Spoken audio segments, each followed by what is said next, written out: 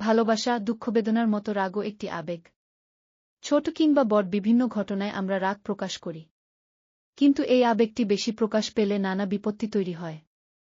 অনেকেই রেগে গেলে ভাঙচুর করেন, উচ্চস্বরে চিৎকার করেন, এমনকি গায়ে হাতও তুলে ফেলেন।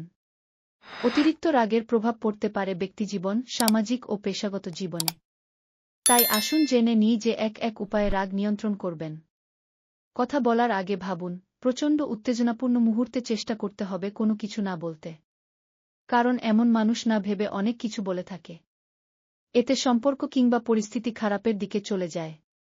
মুহূর্তের উত্তেজনায় এমন কিছু বলা যাবে না যার জন্য পরবর্তীতে অনুশোচনা করতে হতে পারে।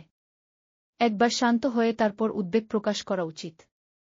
অন্যদের আঘাত না করে বা তাদের নিয়ন্ত্রণ করার চেষ্টা না করে উদ্বেগ ও চাহিদা স্পষ্টভাবে এবং সরাসরি বলার চেষ্টা করতে হবে। কল্পনায় স্টপ সাইন দেখুন। এটি মূলত আবেগ থামানোর কথা মনে করিয়ে দেবে। দ্রুত স্থান ত্যাগ করুন। হঠাৎ বেশি রাগ করে ফেললে সেই সময় ওই স্থান দ্রুত ত্যাগ করার চেষ্টা করতে হবে। যে মানুষটির উপর আপনার রাগ তার কাছ থেকে কিছু সময়ের জন্য দূরে থাকলে কিছুক্ষণ পর রাগ নিজে থেকেই কমে আসতে পারে। নিজেকে পরাজিত মনে করবেন না। বরং ভাবুন আপনি রাগকে পরাজিত করে নিজে জয়ী হয়েছেন। স্থান ত্যাগ করা যদি সম্ভব না হয় অবস্থান পরিবর্তন করুন। যেমন আপনি দাঁড়িয়ে থাকলে বসে পড়ুন। নিজেকে বলুন টাইম আউট কেবল শিশুদের জন্য নয়।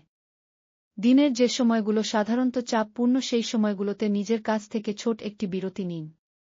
কিছুক্ষণের নীরবতা বিরক্ত বা রাগান্বিত না হয়ে পরিস্থিতি মোকাবিলা করার জন্য প্রস্তুত হতে সাহায্য করে।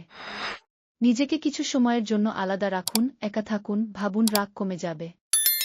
লিখে রাখুন, কোনো পরিস্থিতিতে আপনি কেন রাগ করছেন বা কেমন প্রতিক্রিয়া জানাচ্ছেন, কিভাবে আপনি অনুভূতিকে প্রকাশ করছেন সেগুলো একটি খাতায় লিখে রাখুন। কিভাবে আপনি আপনার রাগকে নিয়ন্ত্রণ করতে চান সেটিও লিখে ফেলুন এবং বারবার নোটটি পড়ুন। এই পদ্ধতিটি আপনাকে আপনার অনুভূতি প্রকাশ করার সুযোগ দেবে, পাশাপাশি নিজের রাগকে নিজেই নিয়ন্ত্রণ করার শক্তি যোগাবে। কিছু ব্যায়াম করুন। রাগের কারণ হতে পারে এমন চাপ কমাতে সাহায্য করে শারীরিক কার্যকলাপ বা ব্যায়াম। ধরুন রাগ আরও বেড়ে যাচ্ছে, তাহলে দ্রুত হাঁটুন বা দৌড়ান। অথবা অন্যান্য উপভোগ্য শারীরিক কার্যকলাপ করার জন্য কিছু সময় ব্যয় করুন। এটা অনেকেই নিজের অজান্তে করে থাকেন।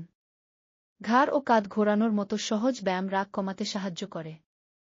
ধাপে ধাপে শরীরের প্রতিটি অংশে টান দিন এবং ধীরে ধীরে ছেড়ে দিন। শ্বাসপ্রশ্বাসের সঙ্গে এই ব্যায়াম করুন। অথবা সুযোগ পেলে একটু সাইকেল চালিয়ে নিন।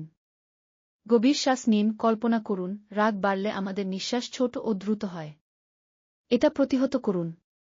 নাক দিয়ে ধীরে শ্বাস নিন এবং মুখ দিয়ে ছাড়ুন। অথবা সংখ্যা গণনা করতে পারেন। অর্থাৎ 1 থেকে 10 পর্যন্ত গুনুন। যদি খুব রেগে যান তাহলে 100 পর্যন্ত গুনুন। এতে আপনার হৃৎস্পন্দন ধীর হবে এবং রাগ অনেকটাই কমে আসবে।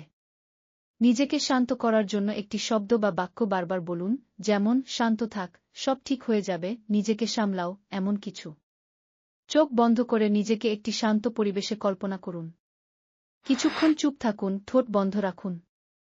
উল্টো গণনা শুরু করুন। বহুকাল ধরে প্রচলিত এই প্রক্রিয়াটি রাগ নিয়ন্ত্রণে সত্যিই ভালো কাজ করে। মনে হচ্ছে কোনো ঘটনায় আপনি বিরক্ত হচ্ছেন, ভেতরে ভেতরে রেগে যাচ্ছেন, তখন পিছন দিক থেকে 100 গুনতে শুরু করুন। এটি সাময়িকভাবে আপনার মনোযোগকে সরিয়ে দেবে এবং কোনো নেতিবাচক চিন্তা করার আগে বেশ কিছুটা সময় পাওয়া যাবে রাগকে নিয়ন্ত্রণে আনার। সম্ভাব্য সমাধানগুলো চিহ্নিত করুন। অনেক সময় এমন হয় যে কারো কোনো কাজে রেগে গেছেন, কিন্তু সেই মানুষটি আপনার সামনে নেই। সেক্ষেত্রে কাজটা সহজ। কিসের উপর রাগ করেছেন তার উপর মনোযোগ না দিয়ে সমস্যাটি সমাধানের চেষ্টা করুন। যেমন সন্তানের অগোছালো ঘর দেখতে বিরক্ত লাগলে সেই ঘরের দরজাটা বন্ধ করে রাখুন কিছুক্ষণ। বাড়ির লোকজন প্রতি রাতে দেরিতে খাবার খেতে চাইলে সন্ধ্যার পরে খাবারের সময়সূচি নির্ধারণ করে দিন। সব জিনিস নিজের নিয়ন্ত্রণে থাকে না। নিজের বাধা ও ক্ষমতা দুটি সম্পর্কে স্বচ্ছ ধারণা নিয়ে রাখতে হবে। নিজের সম্পর্কে বাস্তববাদী হওয়ার চেষ্টা করতে হবে। নিজেকে মনে করিয়ে দিন, রাগ কিছুই ঠিক করবে না, বরং পরিস্থিতি আরও খারাপ করতে পারে।